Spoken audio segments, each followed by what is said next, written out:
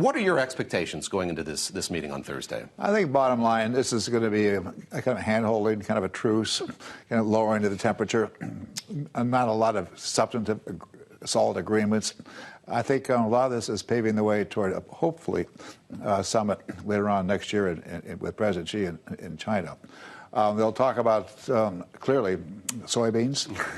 Fentanyl is clearly on the table. Tariffs will be on the table. That's more of the easier stuff. A little later on, they'll get to export controls and rare earths. That's going to be a little more difficult. Then after that, more difficult yet is going to be Ukraine, and potentially Xi Jinping is going to try to get a commitment from President Trump to say he does not support independence of Taiwan. That's going to be hard to get, but he's going to want that. The one point here too is that there are a lot of subjects. This is not a long meeting. No. So I think it's going to be an attempt to kind of lower the temperature. I think it's going to work a bit. The real question is what's next. People are kind of getting used to the so-called taco effect. Trump always chickens out as it goes. Yeah. Wondering about that a little bit. In addition, the last agreements didn't work out too well a couple of years ago. And add to that, the different personalities here. President Trump is very transactional, and he's going to try to charm President Xi, magnetically trying to charm him and so on and so forth. But President Xi is kind of a cool cookie. He's been around the track three times, and he's pretty difficult to charm. But I think, bottom line, things will cool off a little bit. And we hopefully they'll work toward an agreement in China.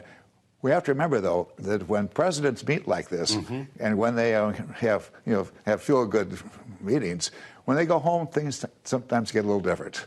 Then they kind of face reality. President Biden has happened to Biden a couple of times. It tends to happen because the hawks start to take over. They don't take over, but they exercise their influence on the presidents later on. We had this agreement from Malaysia. Treasury Secretary Scott Bessent and Jamieson Greer, the U.S. Trade Representative, announced this framework deal, sort of setting the table for this meeting.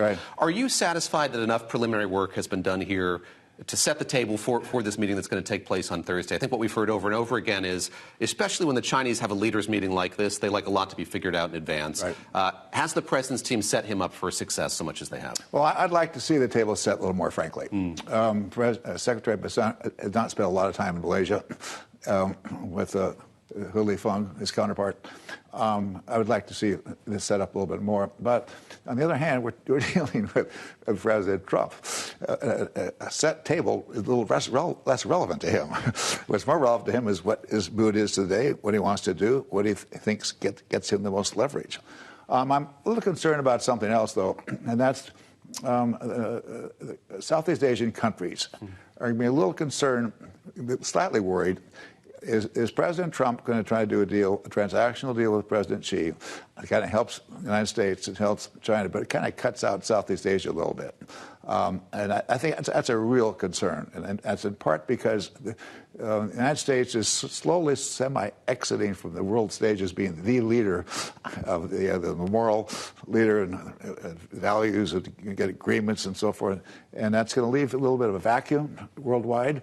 And Southeast Asia is a little concerned about that. We had Nick Burns, another former U.S. ambassador to China, on last night. Maybe we can get Gary Locke on later in the week and do this every night. But something he brought up was that he talked a lot about fentanyl when he was in that office. I know that you did as well. Why has it been something that stymied so many diplomats like you trying to get China to do more to curb the export of these chemicals? I talked to fentanyl till I'm blue in the face with the Chinese. And I tell them over and over again, hey, this is a no-brainer.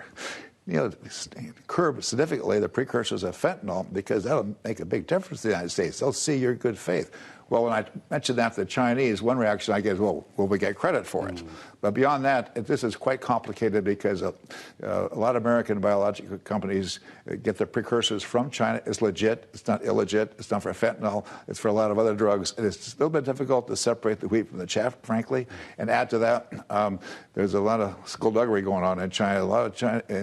Within China, there's a lot of business deals put together by different biotechs. And most of it's legit, but some of it's not. I heard the president a few weeks ago outlining the sanctions, the tariffs that he's put in place, and it's actually hard to keep track of all of the various stacked sanctions that are tariffs that are in place there. I'm curious to sort of how you've watched China react to this. So, absent this meeting, absent a deal, yes, we've had these meetings that have taken place in Europe with the Treasury Secretary.